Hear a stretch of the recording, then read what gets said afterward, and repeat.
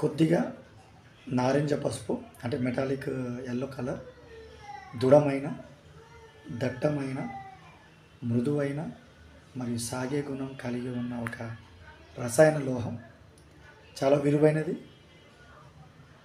దాన్ని బంగారంగా చెప్పొచ్చు, గోల్డ్ అని అంటాము. దీన్ని లాటిన్ వర్డ్ ఆరం నుండి తీసుకోవడం జరిగింది. దీనికి ఉన్న కెమికల్ కంపోజిషన్ ఏయుగా చెప్పొచ్చు. అండ్ 2020 వరకు మైనింగ్ చేసిన గోల్డ్ లోహం భూమి మీద USA, Canada, China, Australia, South Africa ఈ దేశాల నుండి ఎక్కువ మొత్తంలో బంగారం దొరుకుతుంది.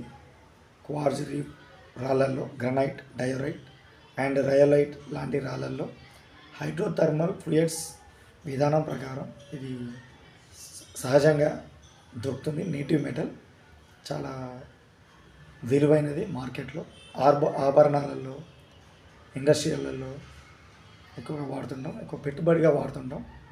నగలు చేపిస్తుంటారు, జ్యువెలరీ ఏరియాలో ఎక్కువ వాడుతుంటాం. అయితే దీనికి ఎక్కువగా సాగే గుణం ఉంటుంది, గట్టిగా ఉంటుంది, మృదువుగా ఉంటుంది.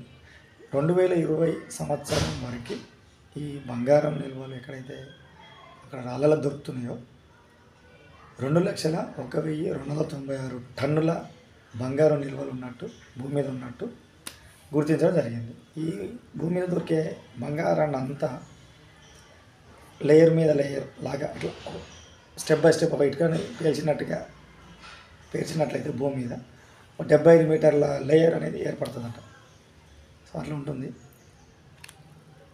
అయితే బంగారం అనేది రాళ్ళలోనే దొరుకుతుంది. ఏ మినరల్ అయినా కూడా రాళ్ళల్లో లభించాల్సిందే.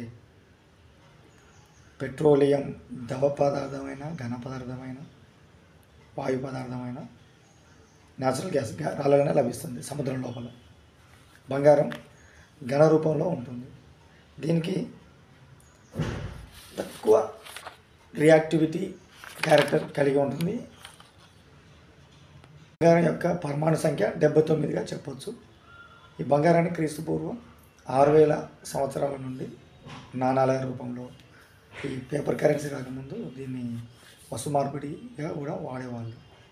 అయితే 24 క్యారెట్ల బంగారం ధర 1,18,000 రూపాయలకి చేరింది.